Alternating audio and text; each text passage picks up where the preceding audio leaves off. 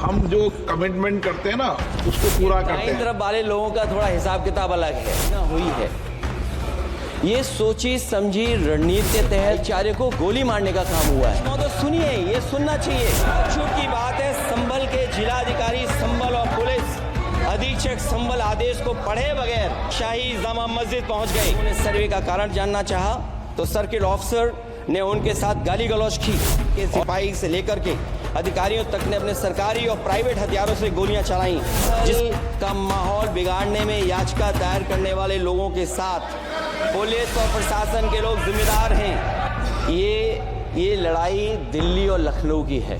No please कभी दिल्ली पहुंचे थे जिस रास्ते, वही लखनऊ वाले उसी रास्ते पहुंचना चाहते हैं। काल श्री अखिलेश यादव जी,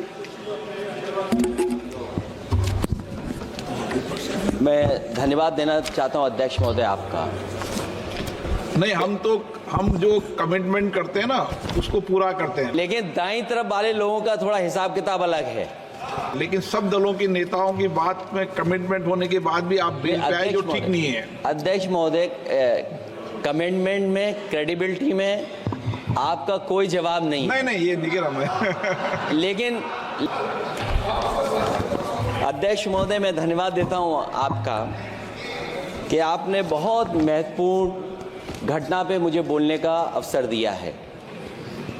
संभल जो इसलिए जाना जाता था कि भाईचारे के साथ वहाँ रहते हैं लोग, वहाँ अभी से नहीं, सदियों पुराना भाईचारा हजारों साल से इसी तरह रहते आए हैं। लेकिन अचानक ये जो घटना हुई है, ये सोची समझी रणनीति के तहत वेल प्लान्ड हुआ है और वहाँ के भाईचारे को गोली मारने का काम हुआ है। जो घटना हुई है वो सोची समझी साजिश है। वहाँ जो खुदाई की बात लगातार अध्यक्ष महोदय देश में कोने कोने पर भारतीय जनता पार्टी और उनके सहयोगी और समर्थक, शुभचिंतक बार बार खुदाई की जो बात कर रहे हैं अध्यक्ष महोदय, ये खुदाई जो है हमारे देश का सौहार्द, हमारे देश का भाईचारा, हमारे देश का गंगा जमनी तहजीब को खो देगा। मैं आपका धन्यवाद इसलिए भी देता हूं कि इस महत्वपूर्ण जो साजिश हुई, और वो साजिश सोची समझी इसलिए मैं बोल रहा हूं। उत्तर प्रदेश का चुनाव था, पहले 13 तारीख को चुनाव होना था और 13 तारीख के चुनाव को उन्होंने बढ़ा करके 20 तारीख कर दिया।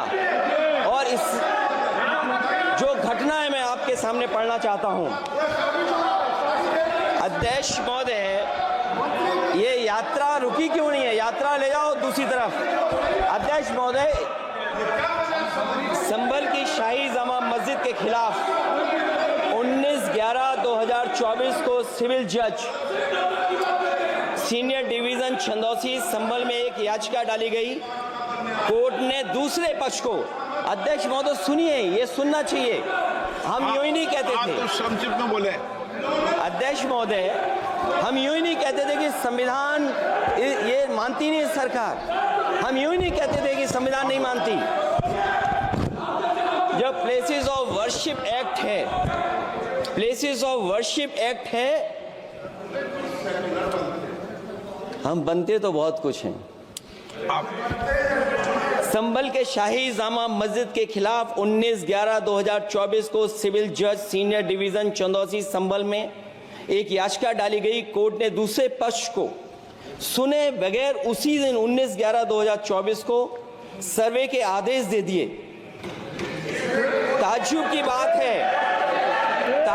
बात है, संभल के जिलाधिकारी संभल और पुलिस अधीक्षक संभल आदेश को पढ़े बगैर 2 घंटे के बाद सर्वे के लिए पुलिस बल के साथ शाही जामा मस्जिद पहुंच गए। जामा मस्जिद की कमेटी, जनप्रतिनिधि, उलेमा इकराम, सभी अधिवक्ताओं ने सहयोग दिया। जिलाधिकारी संभल और पुलिस अधीक्षक संभल ने 2.5 घंटे सर्वे के बाद कहा सब सर्वे पूरा हो चुका है और अब रिपोर्ट कोर्ट को भेज दी जाएगी।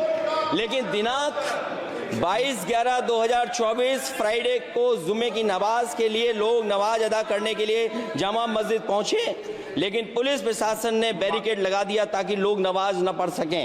उसके बाद भी लोगों ने संयम बरतते हुए नमाज अदा की और किसी प्रकार का विरोध प्रदर्शन नहीं किया। 29/11/2024 को कोर्ट की अगली तारीख तय थी। शाही जामा मस्जिद की कमेटी और मुस्लिम समाज के सभी लोग कोर्ट में केस की पैरवी के लिए तैयारी कर रहे थे, परंतु दिनांक 23/11/2024 की रात पुलिस प्रशासन द्वारा कहा गया 24/11/2024 यानी अगले दिन सुबह को दोबारा सर्वे किया जाएगा। शाही जामा मस्जिद कमेटी और अधिवक्ता ने कहा कि इस सर्वे तो मुकम्मल हो चुका है, अब दूसरे सर्वे की क्या आवश्यकता है। कोर्ट के आदेश का हमने पालन कर दिया। अगर दूसरे सर्वे कराना है तो दोबारा आदेश करवाएं। कोर्ट के आदेश के बाद हम दोबारा सर्वे करा देंगे। लेकिन जिलाधिकारी संभल और पुलिस अधीक्षक संभल ने कोई सुनवाई नहीं की और तानाशाही दिखाते हुए सुबह के वक्त से पहले शाही जामा मस्जिद आ गए। शाही जामा मस्जिद कमेटी और मुस्लिम समाज के लोगों ने फिर भी धैर्य रखा और दोबारा सर्वे के लिए अंदर ले गए। सर्वे के दौरान करीब 1.5 घंटा बाद जब जनता को सूचना मिली तो वो इकट्ठा होना शुरू हो गए। लोगों ने सर्वे का कारण जानना चाहा तो सर्किल ऑफिसर ने उनके साथ गाली गलौज की और लाठीचार्ज करवाकर बुरी तरह जख्मी कर दिया। इसका विरोध करते हुए चंद लोगों ने पत्थर चलाए, जिसके बदले में पुलिस के सिपाही से लेकर के अधिकारियों तक ने अपने सरकारी और प्राइवेट हथियारों से गोलियां चलाईं। जिस संभल का माहौल बिगाड़ने में याचिका दायर करने वाले लोगों के साथ पुलिस और प्रशासन के लोग जिम्मेदार हैं। इसका वीडियो रिकॉर्डिंग है जिसके एवज में दर्जन लोग गोलियों से घायल हो गए हैं। 5 मासूमों जो कि अपने घर से सामान लेने के निकले थे, उनकी मृत्यु हो गई। संभल का माहौल बिगाड़ने में संभल इनको निलंबित किया जाना चाहिए और हत्या का मुकदमा चलाया जाना चाहिए, जिससे कि लोगों को इंसाफ मिल सके और आने वाले समय में कोई इस प्रकार की संविधान के खिलाफ और गैर कानूनी घटना को अंजाम न दिया जा सके। अध्यक्ष महोदय, ये लड़ाई दिल्ली और लखनऊ की है। नो प्लीज कभी दिल्ली पहुंचे थे जिस रास्ते, वही लखनऊ वाले उसी रास्ते पहुंचना चाहते हैं। उज्जर रमन सिंह जी 2 मिनट बोल रहे, आप 1 मिनट बोल रहे हैं। हो गया विषय आपका अखिलेश जी विषय हो गया आपका। अखिलेश जी विषय हो गया आपका।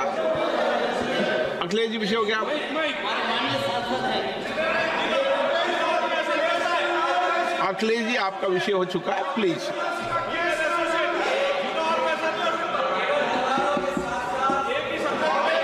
आप नो, जल्दी आप बोलना चाहते हैं, प्लीज नो। चलिए, हो गया उनका विषय, उन्होंने पूरा विषय रख दिया उज्जवल निगम जी।